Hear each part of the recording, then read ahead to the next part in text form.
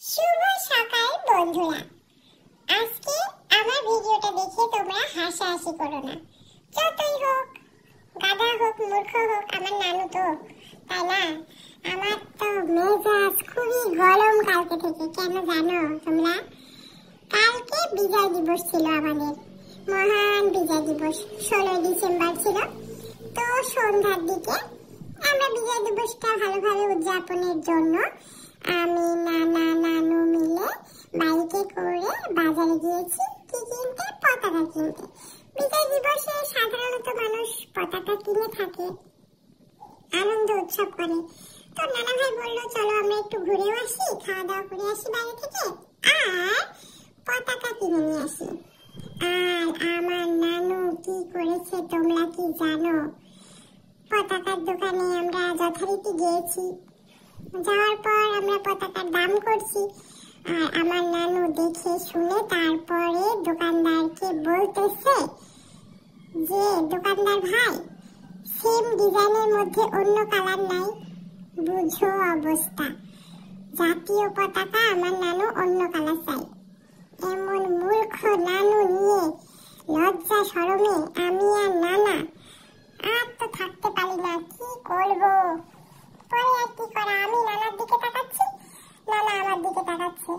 নানু বলতেছে ও ভাই কিছু বলেন না কেন, বলুন সেম ডিজাইনের মধ্যে অন্য কালার আছে কিনা। ভাই রে ভাই, তাড়াতাড়ি করে নানুর হাত ধরে টান দিয়ে আমি এদিকে চলে এসেছি। নানা আর আমি লজ্জা শরমে কিচ্ছু বলতে পারি না। এই গাধা নানুকে নিয়ে আমরা কি করবো তোমরা বলো? পতাকার যে কালার চাই অন্য কালার, সেম ডিজাইনের মধ্যে, এই মূর্খ নানুকে নিয়ে আমরা কি করবো? কালকে যেই লজ্জাটা পাইছি বন্ধুরা, তোমরা যদি জানতে। তারপর আর কি করবো? পতাকা কিনা বাদ দিয়ে এদিকে এসে ফুচকা টুচকা খেয়ে বাসায় চলে আসলাম। কিছু করার আছে? পরে তো লজ্জা শরমে নানা বলতেছে তোর নানুকে নিয়ে আর যদি কোথাও যায়, আবার কিছু বললে নানু মাইন্ড করে বসে থাকে। নানু তো রাগ, পতাকা কেন কিনলে না? তো পতাকা কিনবো কি? তুমি জাতীয় পতাকার অন্য কালার চাও, তুমি মূর্খ নানু। বললে তোমাদের কাছে এখন এই ঘটনা বলে দিচ্ছি, সেই জন্য দেখবা নানু আবার অনেক রাগ করে বসে আছে, মন খারাপ করে। তাই জন্য তোমাদেরকে আমি চুপি চুপি বললাম, তোমরা শুধু ঘটনাটা শুনে রাখো, আবার নানুকে বলতে যেও না।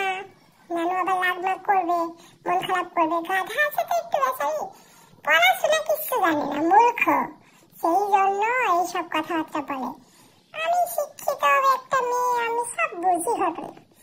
তো তোমাদের কাছে আমার এই নানুর হাস্যকর ঘটনাটা কেমন লাগলো অবশ্যই কমেন্ট করে জানাবা। বুঝতে পেরেছো বন্ধুরা? সবাই ভালো থেকো এবং সুস্থ থেকো। আল্লাহ হাফেজ।